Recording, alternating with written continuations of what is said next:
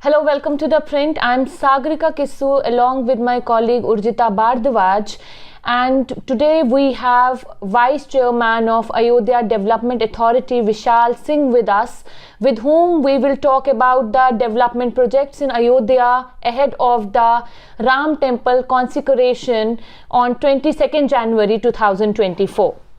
Welcome to The Print, sir. Thank you. So my first and foremost question to you is that we are seeing that roads are being widened. There is a kind of facade control that is being done in entire Ayodhya. A color shade has been followed. So can you tell to our viewers that what kind of arrangements are you making ahead of the Grand Temple opening next year?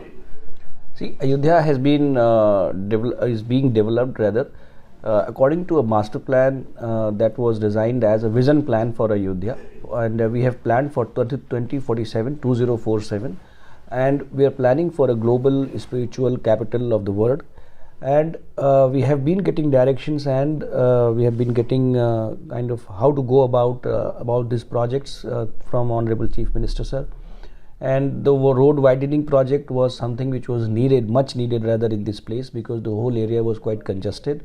And the major road to approach to the temple also was not all that wide, and also it was not really comfortable. All these roads have been widened, and so as to make it amenable to kind of public that we are expecting in times to come will be visiting the temple. What kind of crowd are you expecting? How many people? Do you have an estimate? We have an estimate of around 3 lakh people on a daily basis starting 26th of January. And we are preparing ourselves accordingly, and the whole plan the surveys have been conducted on a continuous basis during these days, plus we are expecting a quantum leap in number of people visiting this city after the temple consecration. So on the whole the survey that has been conducted has been put into a trend setting model, and the trend comes up to around 3 lakh people per day. So, as you said that you are expecting 3 lakh people, before the Ram Mandir construction, Ayodhya was seen as a temple town with many Hanuman Gadi and other temples here. What was the estimate of people, and what is the jump? At that time, the data that we have here is around, on a normal day, if it is not a festival or a Tuesday or a Saturday, then number of people coming to Ayodhya was around 2,000 people on a daily basis. Oh, and now it will be roughly 3 lakh. Now it will be 3 lakh, so it's a huge jump, and the whole scenario is going to change with the consecration of Ram Janmabhoomi temple. So we are also seeing that the new hotels are coming up. There are tent cities also. So what kind of accommodation? See, we have been carrying out this exercise on a continuous basis. Under the chairmanship or leadership of our divisional commissioner Shri Gaurav Dayalji, and we have mapped all the rooms that are available in the city in different dharamshalas, in different guest houses, different hotels, and we have tried to create a capacity of around 30,000 people on a daily basis to stay here in Ayodhya. That is the target that we have had in our mind, and to match with that, first we upgraded the whole lot of dharamshalas were there, so we kind of built their capacity to make their rooms proper, to provide at least basic amenities, clean linen, good quality of toilets. There should be a proper locking system in the toilets. So all those things were done in a last year's time. Coming to the toilets, we learned that you're also making some public toilets. So how many public toilets will be there? In all, we are trying to add a capacity of around 2,000 public toilet seats in Ayodhya, in addition to what we already had. And we are creating these toilet facilities on all those places where we are expecting big congregation of people, like on the river bank, close to temple shrine, close to tent city, close to parking lots, close to places where people frequent. So we're trying to create almost 2,000 more capacities in addition to whatever we had already. Some 3,000 seats were already there.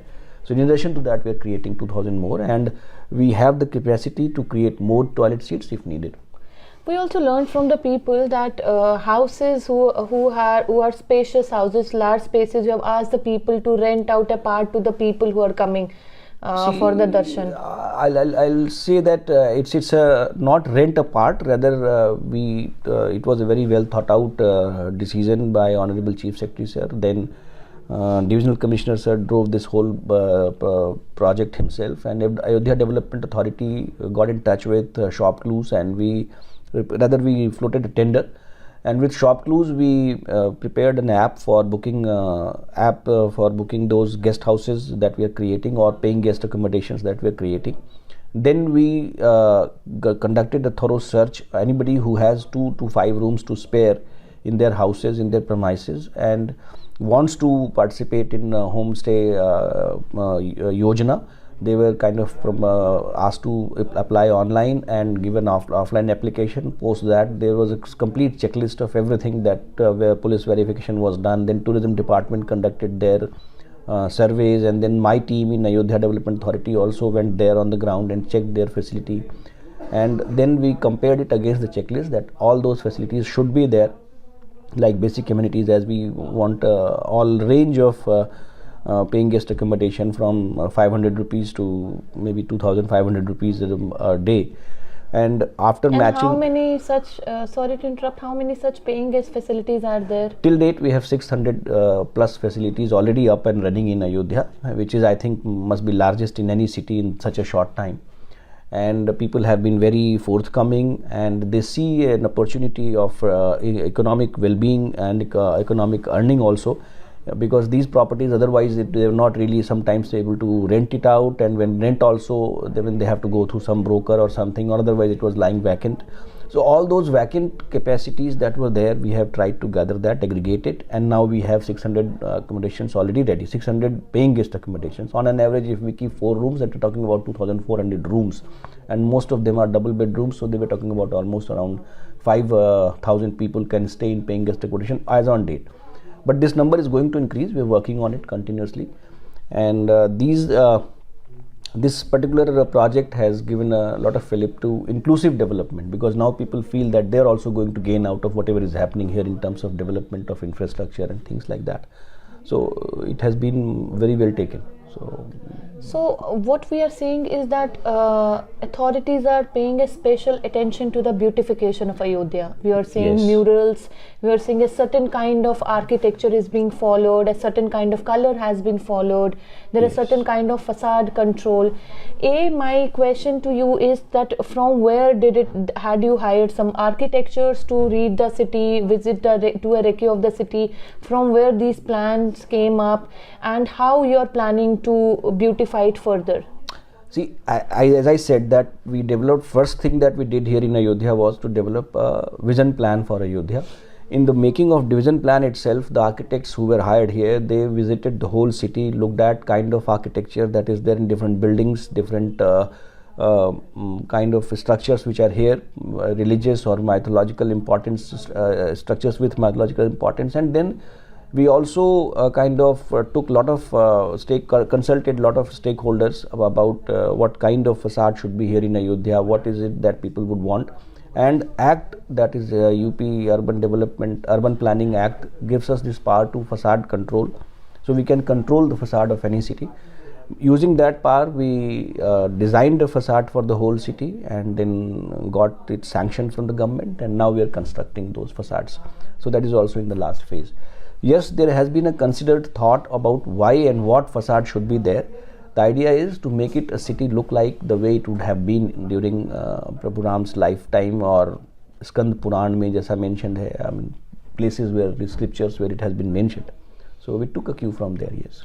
So it's also been once we were talking, both of us, and you said that CM wants that the people who are coming here should not only come to visit the Ram temple, but should also stay for few more days. And for that you have revamped Ram Ki Pedi, you have revamped Suraj Kund, a laser show is upcoming in the Suraj Kund, some food courts are upcoming. So a little see, Ayodhya में इसको समझिए, सप्तपुरियों में प्रथम थी अयोध्या अपने किसी समय, मतलब है प्रथम है अयोध्या, और किसी समय पे जो इसका गौरवशाली अतीत था उसको हम वापस लाने की कोशिश कर रहे हैं. सो ये केवल गवर्नमेंट के डेवलपमेंट कर देने से नहीं होगा. इसमें जब तक लोग पार्टिसिपेट नहीं करेंगे, लोगों की इकोनॉमिक वेलबींग नहीं होगी, लोगों को अपॉर्चुनिटीज़ नहीं दिखेंगी, तब तक हम शहर को डेवलप नहीं कर सकते. अगर कोई डे विजिट के लिए आता है आके और तुरंत वापस जाता है, so then that does not really contributes much to the local economy. So having that point in mind, we tried and create an ambience and create that kind of diversified tourism infrastructure here, so that people come and see a lot of attractions and stay back. When they stay, they spend. When they spend, the city grows. So that is the concept. And yes, we are trying to do that. We have created a lot of attractions, be it Suraj Kund, Guptar Ghat, or Samda Lake, where bird watching, or I can foresee that it's going to be a place where it will be paradise for ornithologists in times to come. The migration has already increased manifold. So yes, we are trying to create diversified kind of system here in Ayodhya, and most of the things which are being done, they are not really new to the city. They were like ruins lying somewhere, and now we have just kind of rebuilt it, redone it, redeveloped it. So it's more like bringing back what was already there. So that's new parking lots are coming up. We saw that multi-level parking is also something. Yes. And on the consecration, and after that also, you are setting up something that whosoever has to come, they can park their vehicles, and then they have to walk or take battery rickshaws are coming up, electric buses are coming. So the idea is the core city should be pollution free, and though we have widened the roads, but intention is not to really allow POL based vehicles out there close to the temple structure, because it's a magnificent structure that is being built after 500 years of or 800 years rather of non being available to people. Now we just don't want to ruin it by creating pollution around it. So we are trying to promote e-vehicles as much as we can from different parking lots which are far away from the city. We are trying to put e-buses. We are putting rather e-buses from there to ferry people to close to the city. Then within the city, we have created a hyperloop of golf carts, not really e-rickshaw, and they are beautiful golf carts. We are creating a hyperloop so that people can hop on, hop off on those golf carts and take their route to the temple. Those who are especially abled or old age people, for them we are providing these golf carts to go inside in an emergency situations inside the temple premises. And we are also launching very soon e-vehicle, My EV. We are in talks with them, so you can then book a cab like any other point-to-point cab booking system that is there in NCR or wherever in the world over. So all those things are being planned, but we are focusing on EVs basically. So that is the intention. Yes. So some LEDs are also going to be installed through which people can say which road to take, or yes, we will be putting up those advisories. Ayodhya is already in a smart city. We already have ITMS in place. So now it is being reinstalled after widening of roads. We will be putting up those VMDs at different strategic locations from where people can see what's going on inside the city and which parking lot to take, where do I have more space, or where should they be going if they have to reach a particular point. Like people will be coming here for maybe visiting Ram temple, people may be coming here maybe for visiting Brahmakund Gurudwara, or maybe they will be coming here to visit Rishabh Dev Jain temple. So there are so many important locations, and depending upon their interest, we just want them to give a cue or guide them to the right location so that they can reach to the closest parking lot. When in 2019, when the Supreme Court judgment came, and after that there must have been your meeting with CM sir, and you must have, what was the vision of CM Yogi Adityanath? What were the directions given to you and other officers on how he wants the city to be like? See, he has been continuously guiding us, directing us, watching it, and helping us rather. We are trying to create, as I said, the goal for the city has been set at the global spiritual capital of the world. So we want to make it a city which is, though it is modern, though it is something which will have everything that you can think of in terms of technology, in terms of best smart city solutions, or in climate friendly city, a city which has automatic feedback mechanism for weather control, from there to best of the infrastructure that one can think of. But we don't want to lose the sanctity of the city. It is known for something, and it will always be known for that. So that is the ethos with which we are working, and it's a concentric kind of model which we are using here for development, whereas the temple is in the center and everything else is kind of taken care of according to that. My last question to you, I saw while I was traveling in Ayodhya that there are certain wall blocks which have been created for the murals or some kind of. So what will that be? उस पर are these temporary or are they no, they are permanent structures. We are trying to create, we have given a lot of emphasis on beautifying city, as you just said, in terms of facade also. But this typically is an idea, and I mean, I must congratulate my divisional commissioner, sir. He has been very ingenious in ideating the whole thing. Now we will have these mural walls, which is 200 in numbers in both the sides of Dham Path, that is the main entry path. And we have we floated tenders for that, and we invited different types of artists who can create something on this kind of wall. So we have clay murals also, we have tile based mural also, we have paintings there out there, we have FRP based murals also, and we are trying to create different prasangs of Prabhu Ram's life on these walls. And while people are walking across, they will be able to watch these, and then there will be QR code put across the on the corner of these paintings. These struck kind of I mean, it's not really a painting, it's a monolith rather, yeah. So on this wall monolith, and people can just click on the URL QR code and order a miniature for those paintings also. So it's a wonderful idea. And in addition to that, you must have seen the Surya Stambh which has been created there. So they are just kind of trying to do whatever we can to make it look grand. Another question, you were talking about Dham Path. So there are some 4 kinds of path which have been created: Ram Janam Bhoomi Path, Dham Path, Lakshman Path.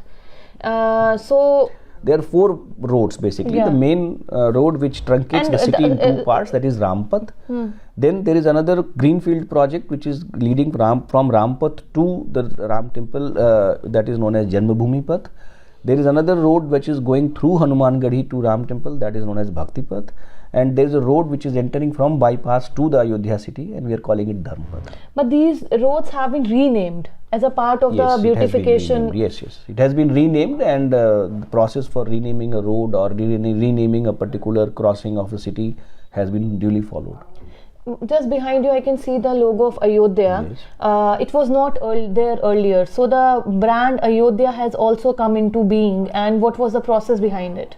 We have been following in everything that we are doing here in Ayodhya, be it Lata Mangeshkar Chowk or be it the logo that you see. We have been conducting international global competitions.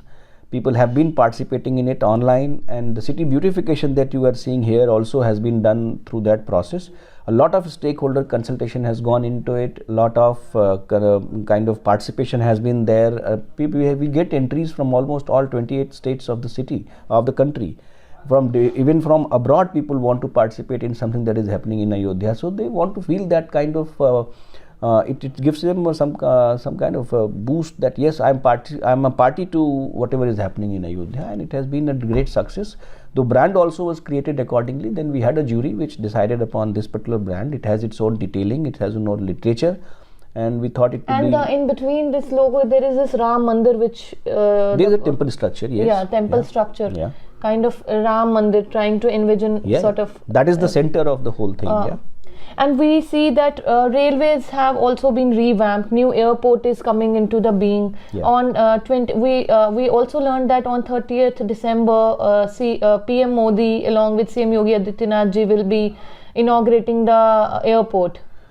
Yes, airport is ready, and in railway station also the first half of the entrance lounge is ready, and doubling of railway track is going on. The covered concourse is being created as we discussed.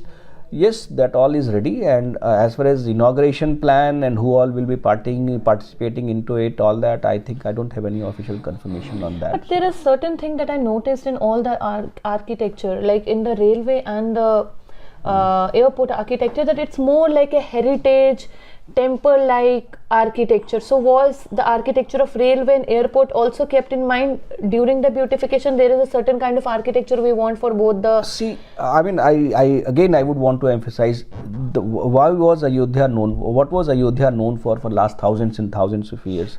Well, if that be the central point, everything that is happening in Ayodhya will obviously automatically gravitate towards that, and that's what you can see everywhere. And my very last question to you is that what was the budget involved in the entire revamping this city and make it I will request. There is already a dashboard which is up and alive. You can access. It's hosted on cloud, and number of projects, status of project, cost of project, when they were sanctioned, when they are slated for completion. Everything is there on the dashboard. Total number of projects is, I don't really remember, but it was around 250 of them. And total cost that is involved in all these projects is around 30,000 crores. Thank you for talking to us. Thank you so much, ma'am.